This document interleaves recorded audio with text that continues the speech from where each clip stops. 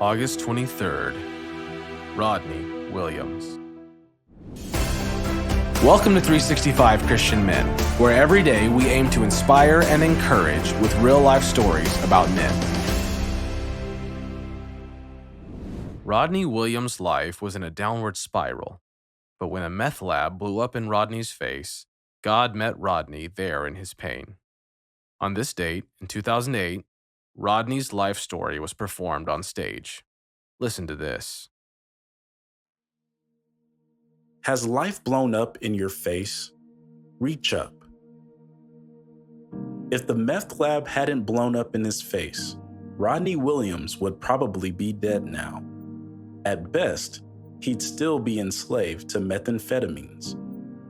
Craving a chemical high started when Rodney was introduced to marijuana, then alcohol. He was around 12 and carrying a deep hurt.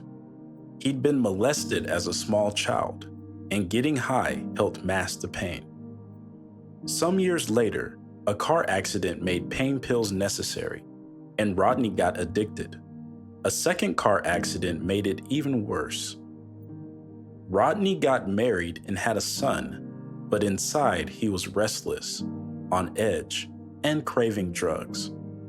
He tried to keep his behavior a secret, once telling his wife he was going raccoon hunting. Instead, he and a friend got drunk and went gambling, and with his winnings, bought 3.5 grams of cocaine. But it wasn't cocaine. It turned out to be methamphetamine, and it nearly killed him. Now he was hooked on meth. Rodney's wife couldn't handle the chaos anymore and divorced him. Dejected, he started doing LSD and ecstasy, his new drugs of choice. He wanted to be punished for who he was. Things came to a head the night Rodney locked himself inside a meth user's trailer with ingredients for cooking it. Fixated on the brew, Rodney stood over jars and steamy chemicals. Fumes grew noxious as he watched meth drop to the bottom of the jars. Suddenly, the heat lamp ignited the fumes, and the room exploded. Rodney ran and unlocked the door, but flames engulfed him as he stumbled out the door, beating out the flames. Charred and disoriented, Rodney staggered to a neighbor's house for help. His right eye and ear, face, hands, and neck were all burned. He was a burned and broken man. He had lost his family, his reputation, and his self-respect. When Rodney had hit rock bottom, he cried out to God and surrendered, not just part of himself, but all of himself. He entered a faith-based treatment program, and this time it worked. John chapter 8, verse 36 states, "Therefore, if the Son makes you free, you shall be free indeed." Today, Rodney shares his story of deliverance from addiction and how God worked for him. He tells a story of addiction the people understand. When Rodney tells how he was lit on fire in a meth explosion and how Christ rescued him, people have hope they can be rescued too. Rodney also runs a nonprofit organization called Club Meth to Christ.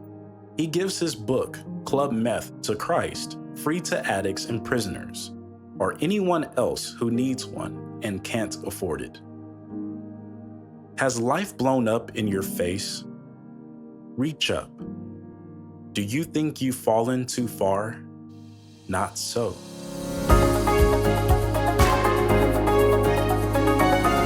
Hello, my name is Garen Sprauve, the founder of the Human ROI, and today we are talking about Rodney Williams. His story reminds me of my childhood, a little bit.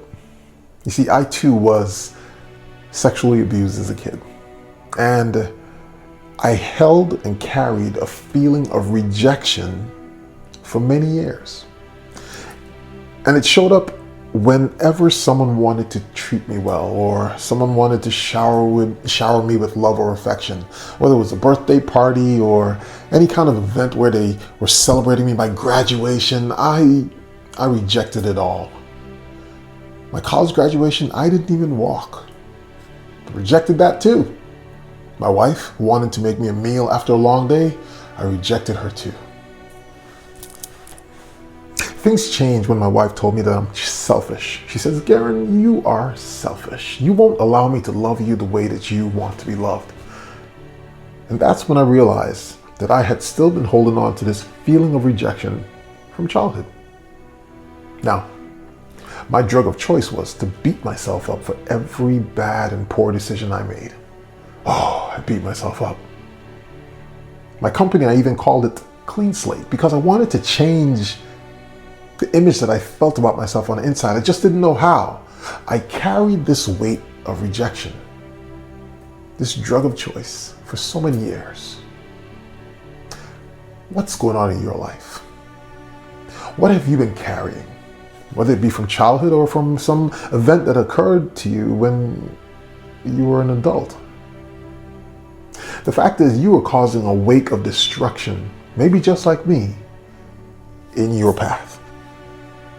People that you have come in contact with may have felt the weight that you've been carrying. And you may not even know that you're destroying relationships and destroying your chances because you've held on to this thing. What is it? Today I challenge you.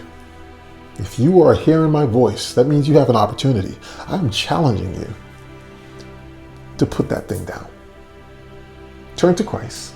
Let him do a new thing in your life. You've been carrying it for too long and it's heavy. It's time to lighten up. Give it to God. Let him do a new thing in your life. That's my challenge for you today.